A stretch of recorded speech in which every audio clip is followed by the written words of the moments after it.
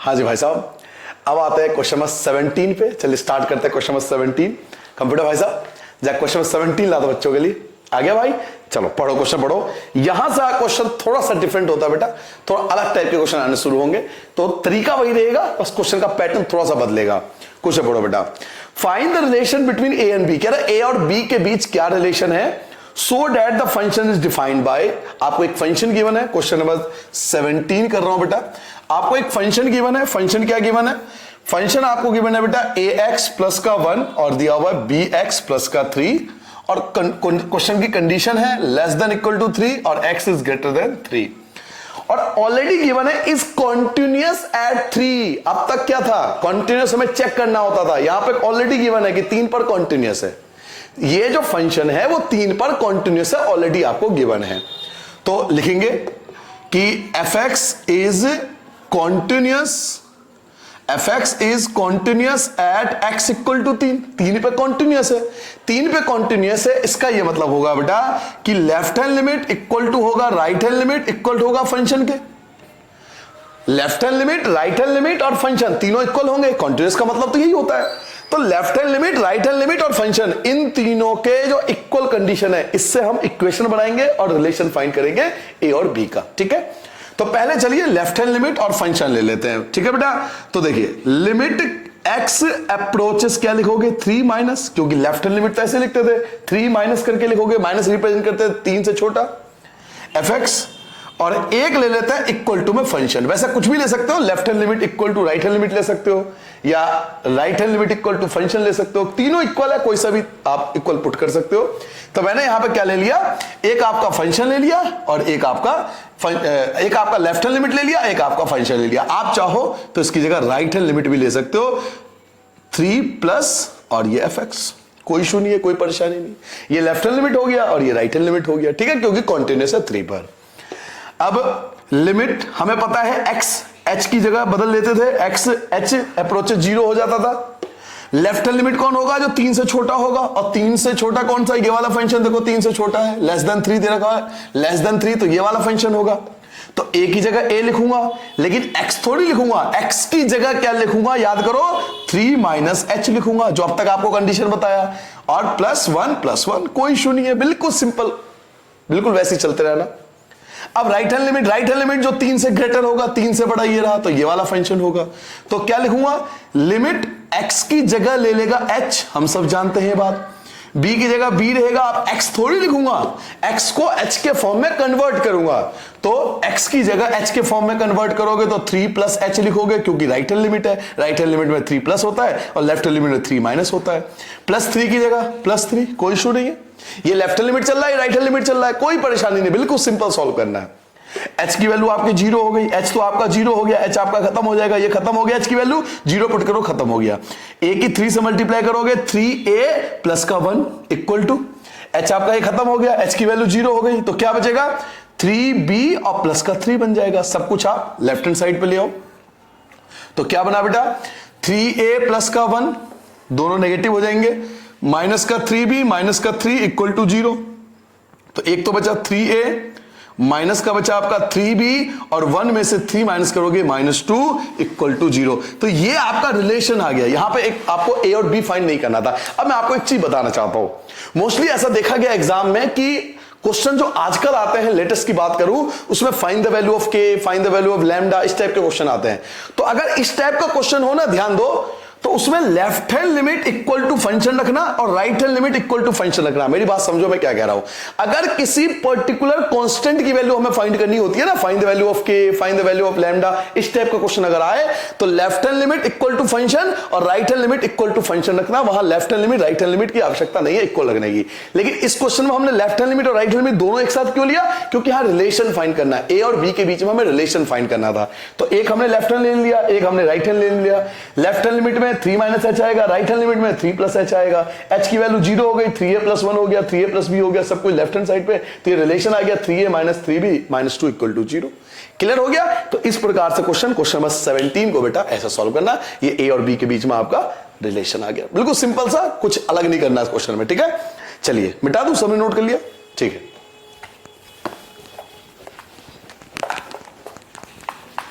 अब आते हैं बेटा क्वेश्चन नंबर 18 पे। चलिए भाई साहब क्वेश्चन नंबर 18 ला दो बच्चा।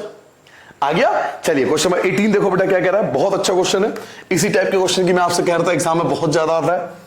For what value of lambda, lambda के किस वैल्यू के लिए there is the following function, आपको फंक्शन गिवन है। तो पहले फंक्शन क्या गिवन है, 18 क्वेश्चन में जो आपको फंक्शन गिवन है वो इस प्रकार से गिवन है, लैम्डा एक्स स्क्वायर माइनस का 2x x less than equal to 0 और एक आपको दिया हुआ है 4x प्लस 1 और x is greater than equal to 0। कह रहा लैम्डा की वैल्यू निकालो अगर ये कॉन्टिन्यूस है जीरो पर, जीरो पे कॉन्टिन्यूस है। आपको फिर से बोल दिया ये फंक्शन कॉन्टिन्यूस है जीरो पे, जीरो पे कॉन्टिन्यूस है, ठीक है। तो क्या लिखूंगा, सिंस fx इज कॉन्टिन्यूस, ये कॉन्टिन्यूस है, continuous at x equal to 0, zero पे कॉन्टिन्यूस है। अगर जीरो पे कॉन्टिन्यूस है इसका मतलब यह है कि left hand limit equal to right hand limit equal to function, तीनों इक्वल होंगे। Left hand limit, right hand limit और फंक्शन तीनों इक्वल होंगे, यही मतलब हुआ। कोई भी आप दो ले लो, left hand limit equal to function ले लो या right hand limit equal to function ले लो, या शायद यहां लेफ्ट हैंड लिमिट और राइट हैंड लिमिट से भी आंसर आ जाना चाहिए अगर हम सॉल्व करें तो चलिए स्टार्ट करते हैं। एक मैं लेफ्ट हैंड लिमिट ले रहा हूं तो क्या लिखूंगा, लिमिट x अप्रोच 0 माइनस, क्योंकि लेफ्ट हैंड लिमिट को ऐसे रिप्रेजेंट करते थे, यहां fx आएगा, equal to limit x approach 0 plus right hand limit को रिप्रेजेंट करता है, यहां पे fx आ गया। आप इक्वल टू 0 वाला भी ले सकते हो, कोई भी दो वैल्यू इक्वल रख लेना। चलिए तो लिमिट x की जगह कौन लेता था, h अप्रोच 0। अब लेफ्ट हैंड लिमिट कौन होगा, लेफ्ट हैंड लिमिट वो होगा जो 0 से छोटा होगा। देखो 0 से छोटा ये वाला फंक्शन है, तो ये वाला फंक्शन क्या लिखूंगा, लैम्डा लिखूंगा। अब x थोड़ी लिखूंगा, x की जगह रिप्लेस कर दूंगा 0 माइनस h, क्योंकि आपने अच्छे से लेफ्ट हैंड लिमिट पढ़ा था, तो वहां पे x की जगह 0 माइनस h आ जाएगा। -2 की जगह 2, फिर से क्या आ रहा है, x आ रहा है, तो x नहीं लिखूंगा, x की जगह 0 माइनस h। बिल्कुल सिंपल, जितना ज्यादा सिंपल सोचोगे उतना अच्छा आंसर आएगा। कॉम्प्लिकेटेड बनाओगे, कॉम्प्लिकेटेड फंस जाओगे। फिर डायलॉग बोलते रहना, क्या डायलॉग बोलते हैं बड़े होके कि मेरे पास दाढ़ी है उसके पास गाड़ी है, यही डायलॉग बोलते रह जाओगे। वो तो भाई बड़ी गाड़ी में निकल जाएगी या निकल जाएगा जो भी है वो तो ठीक है। फिर डायलॉग बोलते रहना, उसके पास गाड़ी है मेरे पास दाढ़ी है। डायलॉग से काम नहीं भाई, सिंपल सिंपल रखो चीजों को, आराम से आ जाएगा। तो ये चलो जी यहां तक आ गए।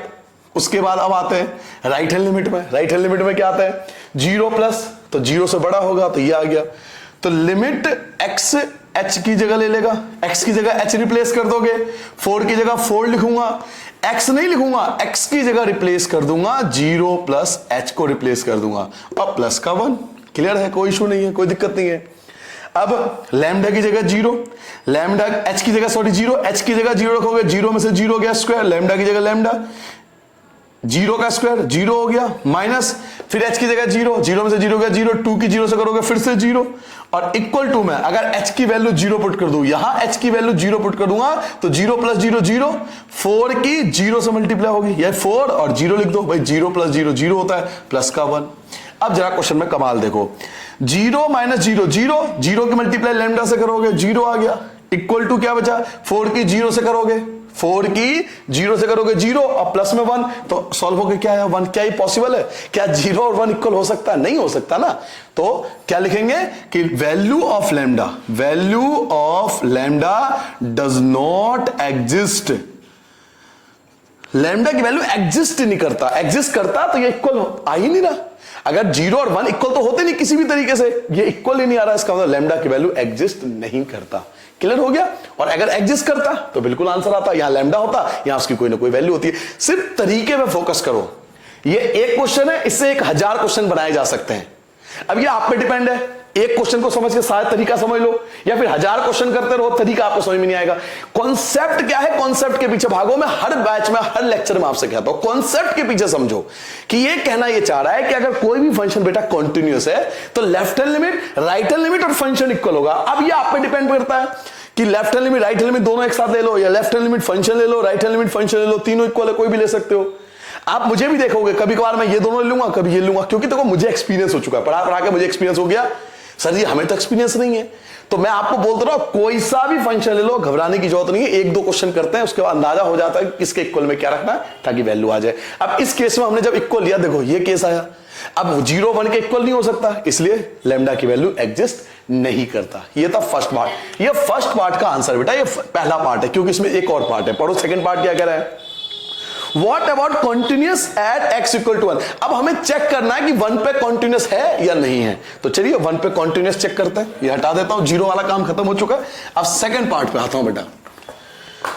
पार्ट सेकंड, हमें जीरो पे चेक करना है, 1 पे चेक करना है, सॉरी, कॉन्टिन्यूस है या नहीं है। तो चलिए स्टार्ट करते हैं। Limit x approaches 1 minus f x. पहले लेफ्ट हैंड लिमिट निकालो, आप चाहो तो लिख भी सकते हो। Left hand limit at x equal to 1। x equal to 1 पे लेफ्ट हैंड लिमिट निकाल लो। तो limit x approaches 1 minus f x equal to limit x की जगह h ले लेगा।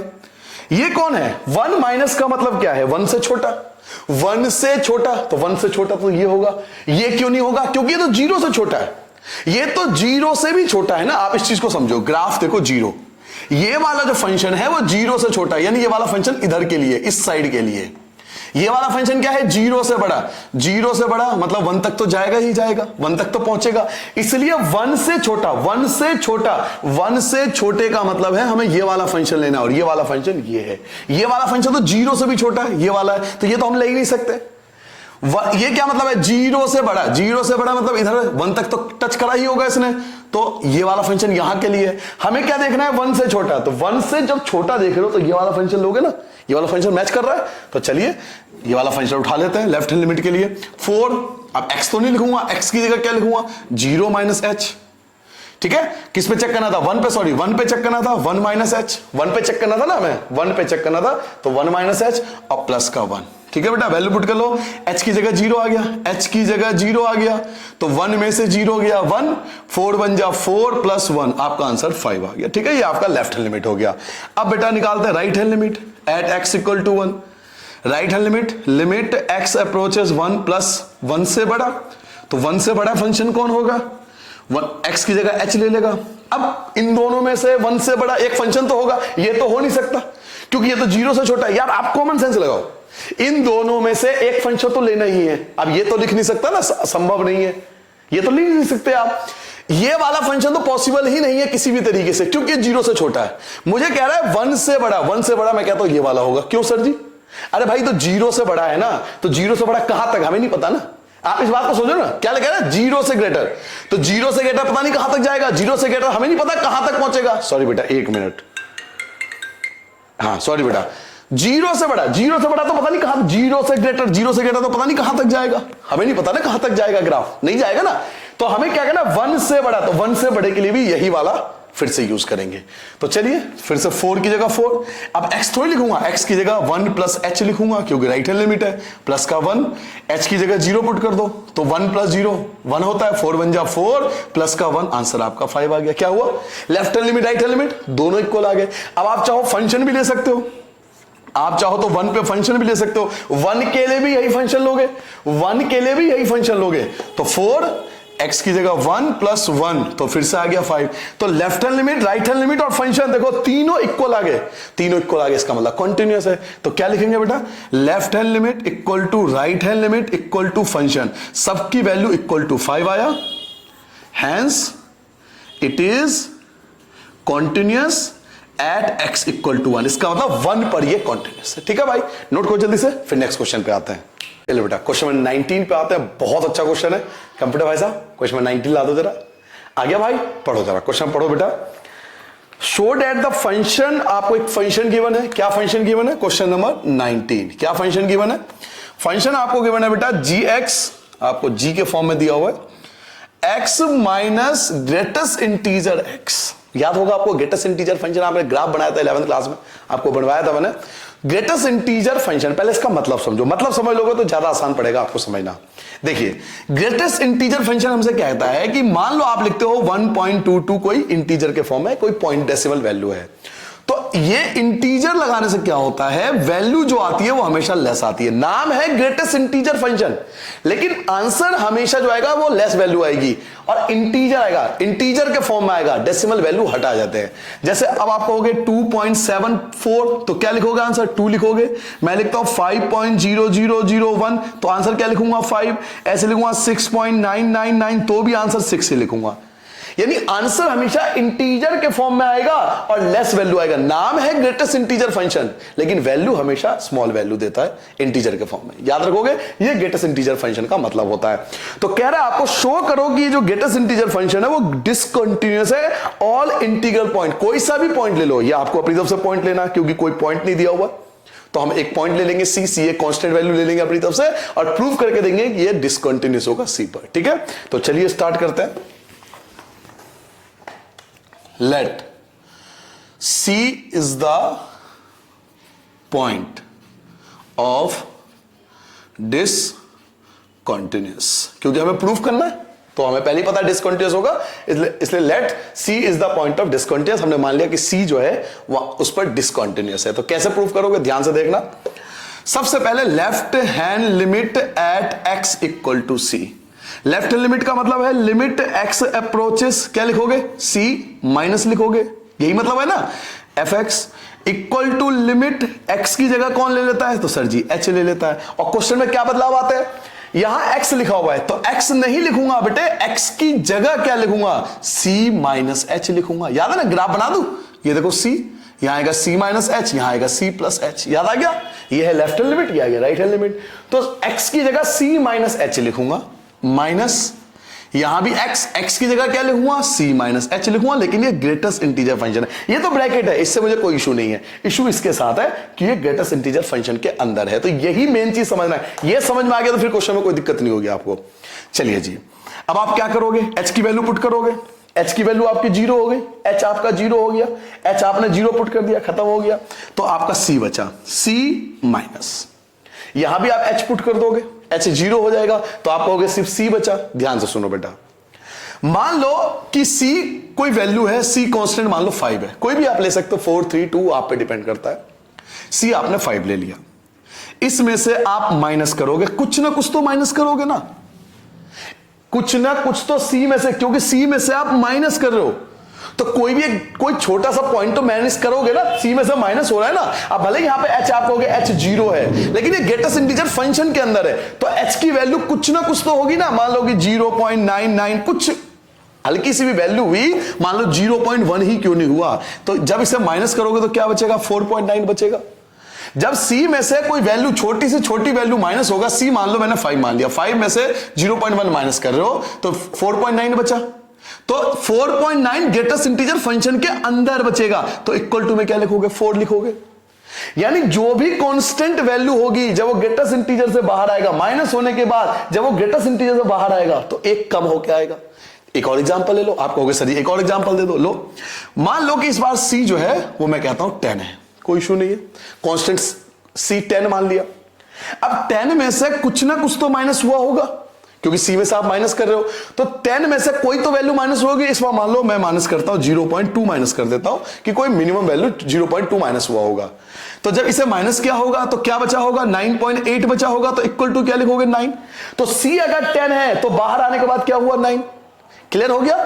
तो अगर हम माइनस करेंगे तो बाहर आने के बाद एक वैल्यू कम होके आ रही है, तो इसलिए बच्चों जब इसमें से इसको बाहर निकालेंगे ना तो पता है क्या लिखेंगे, c-1।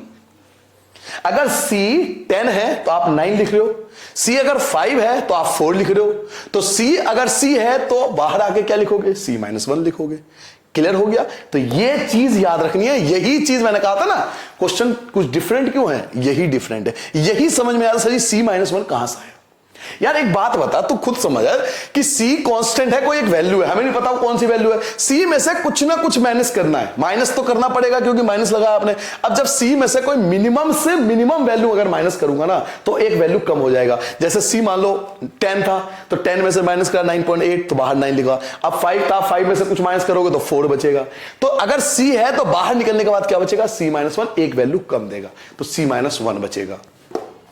उसके बाद इसको तोड़ दो, c minus c minus minus plus 1, c से c कैंसिल हो गया 1, तो लेफ्ट हैंड लिमिट आपका 1 आया, c पर 1 वैल्यू आई। अब निकालेंगे बेटा right hand limit, right hand limit at x equal to c।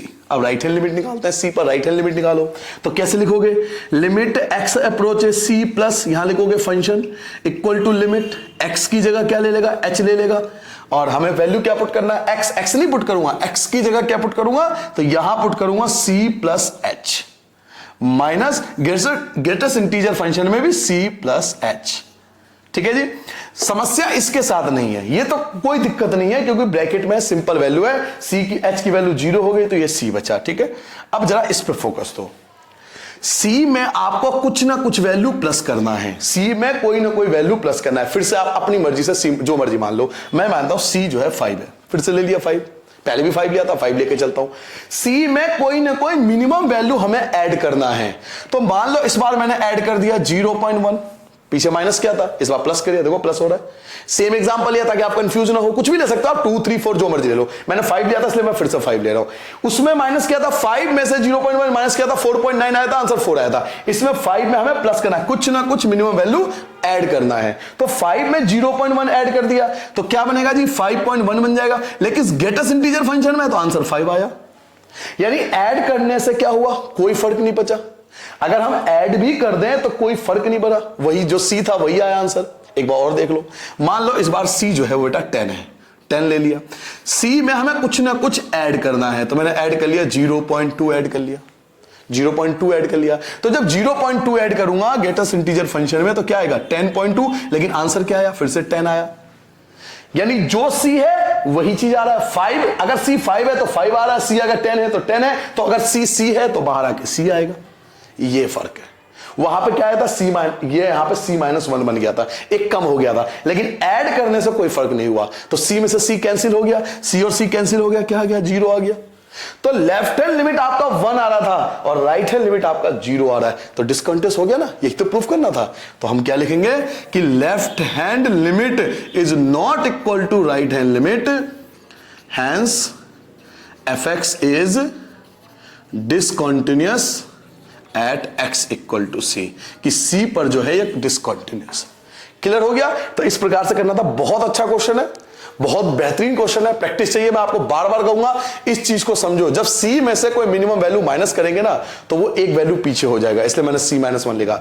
लेकिन जब सी में प्लस करेंगे तो 5 पॉइंट कुछ बन जाएगा, आंसर 5 आएगा। 10 में कुछ ऐड करोगे तो 10 पॉइंट समथिंग बन जाएगा, तो आंसर 10। यानी ऐड करने से कोई फर्क नहीं पड़ा, आंसर वही आ रहा है, लेकिन माइनस करने से एक वैल्यू कम हो गया था। तो माइनस करने पे एक पीछे हो गया था, कम हो गया था, लेकिन ऐड करने पे कोई फर्क नहीं पड़ा, सी से सी कैंसिल 0, तो एक आया 1, एक आया 0, डिसकंटिन्यूअस, यही प्रूफ करना था। ठीक है भाई, तो इस प्रकार से क्वेश्चन नंबर 19 करना था। अब आता हूं बेटा क्वेश्चन नंबर 20 में, मिटा दूं, सबने नोट कर लिया, चलिए।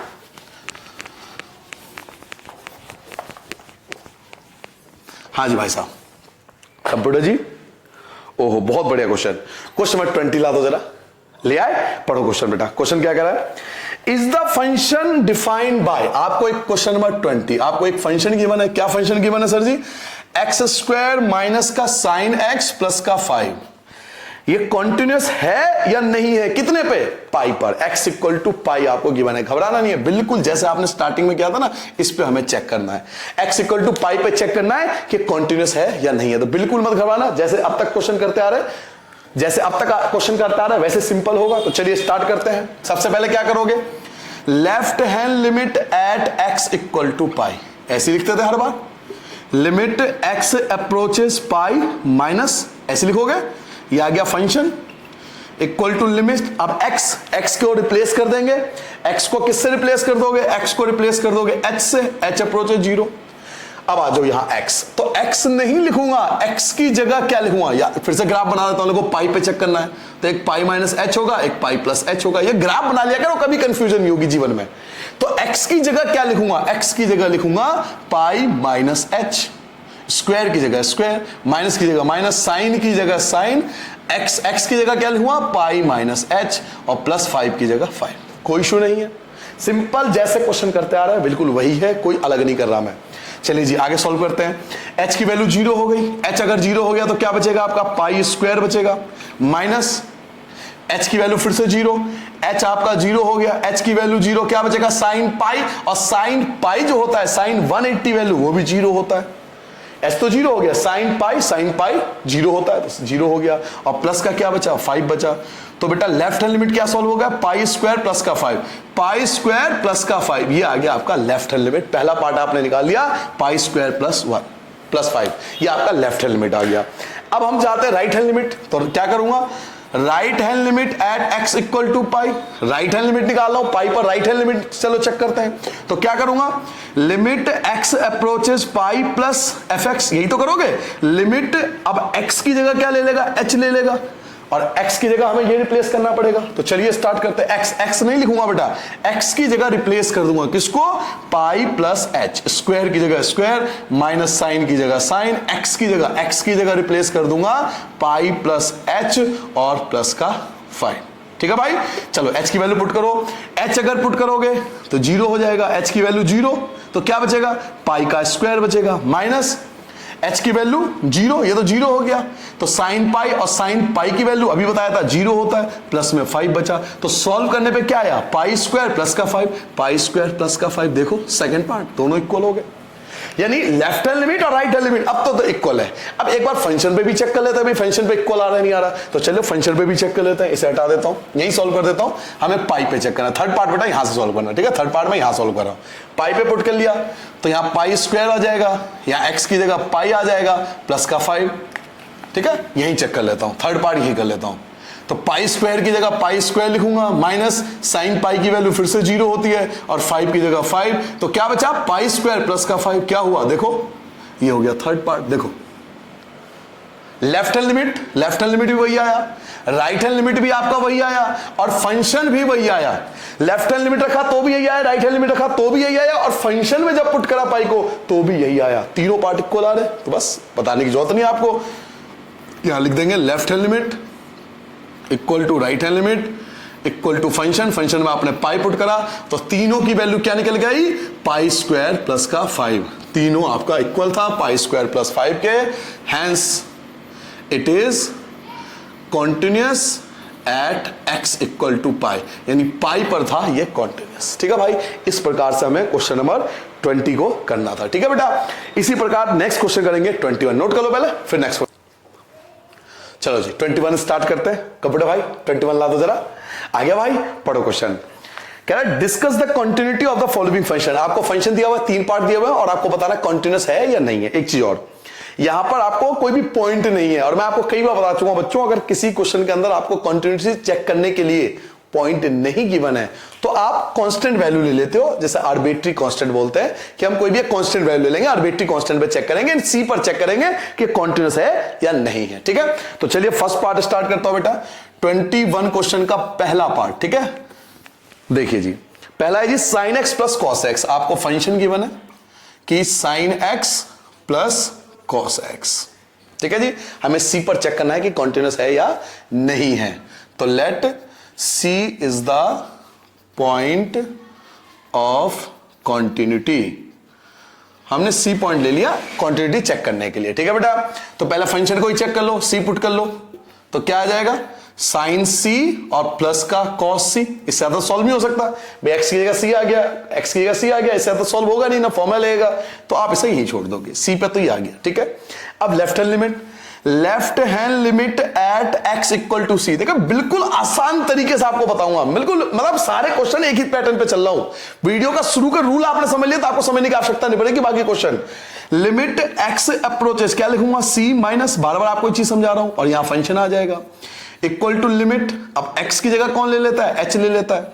ठीक है, अब c पर चेक कर रहा हूं तो फिर से ग्राफ बना लेता हूं, c लेफ्ट हैंड लिमिट में c माइनस h रखूंगा, राइट हैंड लिमिट में c प्लस h लिखूंगा। ठीक है, चलिए भाई, साइन की जगह साइन, अब x थोड़ी लिखूंगा, x की जगह रिप्लेस कर दूंगा, किसको, c माइनस h को रिप्लेस कर दूंगा, प्लस cos, बेटा x नहीं लिखूंगा, x की जगह c माइनस h को रिप्लेस कर दूंगा। ठीक है, कोई परेशानी नहीं, x की जगह रिप्लेस कर दिया, x की जगह रिप्लेस कर दिया।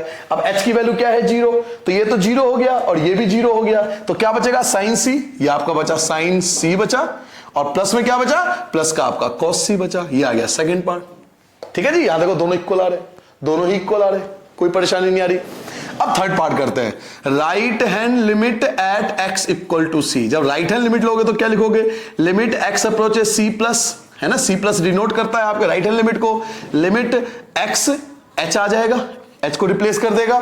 अब आप राइट हैंड लिमिट में इसको रिप्लेस करोगे तो क्या लिखोगे बेटा, साइन, x नहीं लिखोगे, x की जगह रिप्लेस कर दोगे, किसको, c प्लस h को, और प्लस में cos x की जगह c प्लस h, एच की वैल्यू क्या है, एच की वैल्यू 0 है, तो एच तो 0 हो गया, क्या बचेगा साइन सी, आपका बच गया साइन सी, और प्लस एच की जगह 0 तो क्या बचेगा कॉस सी।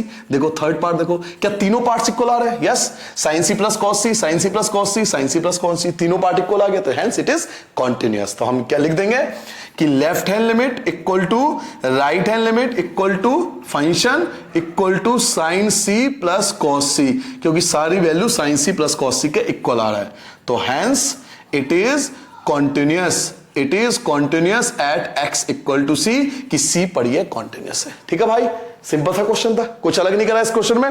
चलिए अब आते हैं बेटा सेकंड पार्ट पे। सेकंड पार्ट में क्या करा, sine x minus cos x, मैं इसी में कर दूं, कोई परेशानी नहीं, प्लस की जगह माइनस आ जाएगा। देखिए सेकंड पार्ट कर रहा हूं बेटा, यहां पर उन्होंने माइनस कर दिया, तो ये लाइन तो ऐसे लिखोगे, let's sees the point of continuity. ठीक है, x की जगह प्लस की जगह क्या आ जाएगा माइनस, फर्स्ट पार्ट आपका सॉल्व हो गया है ना, इसी में सॉल्व कर देता हूं। चलिए जी, आप मत करना भैया, आप अलग से सॉल्व करना, पता लगा उसी में मिटा कर दिया आपने। हाँ भाई, आप अलग सॉल्व करना, लेफ्ट हैंड लिमिट सी ले लिया, ये ऐसी रहेगा, ये भी ऐसी रहेगा। देखिए साइन सी, यहां केवल क्या आएगा, यहां माइनस आ जाएगा, ठीक है, और यहां भी क्या आ जाएगा, माइनस आ जाएगा, बिल्कुल यही आंसर रहेगा, sign c minus cos C, क्योंकि एच की वैल्यू 0, बिल्कुल यही आंसर, बिल्कुल एज इट इज रहेगा। थर्ड पार्ट में यही लिखोगे, यही लिखोगे, यहां भी क्या आ जाएगा, यहां प्लस की जगह माइनस आ जाएगा, क्योंकि सेम ही तो क्वेश्चन था, प्लस की जगह माइनस लगा दो, तो यहां पे आ जाएगा sine c minus cos c, हो गया आंसर। तो देखो first part, second part, third part तीनों इक्वल आ रहे हैं, तो कंटिन्यूअस हो गया। तो left hand limit right hand limit function sine c minus cos c, ठीक है, यहां माइनस आएगा, hence it is continuous at x equal to c, c पर कॉन्टिन्यूअस। ठीक है, सेकंड पार्ट हो गया। थर्ड पार्ट क्या है, sine x into cos x, अब मल्टीप्लाई है तो चाहो तो आप माइनस की जगह यहां इंटू में कॉस एक्स। ठीक है, ये थर्ड पार्ट शुरू हो गया बेटा, sine x into cos x. ठीक है, वहां प्लस था माइनस था, मल्टीप्लाई है, कोई फर्क नहीं है, साइन चेंज होना है बस, बाकी सब एज रहेगा। Let's sees the point of continuity, यही होगा, यहां माइनस की जगह इंटू आ जाएगा, चाहो तो आप मल्टीप्लाई भी लगा सकते हो, इंटू है तो ये ऐसी रहेगा, साइन सी इंटू कॉस सी, फर्स्ट पार्ट हो गया। सी पर चेक करोगे, लेफ्ट लिमिट ऐसी लिखोगे, ये भी ऐसी लिखोगे, ये भी ऐसी आएगा, माइनस की जगह इंटू आ जाएगा, माइनस की जगह इंटू आ जाएगा, साइन सी इंटू कॉस सी, केवल साइन चेंज हो रहा है, प्लस की जगह माइनस और माइनस की जगह इंटू आ गया, मल्टीप्लाई आ गया, बस इतना ही फर्क है।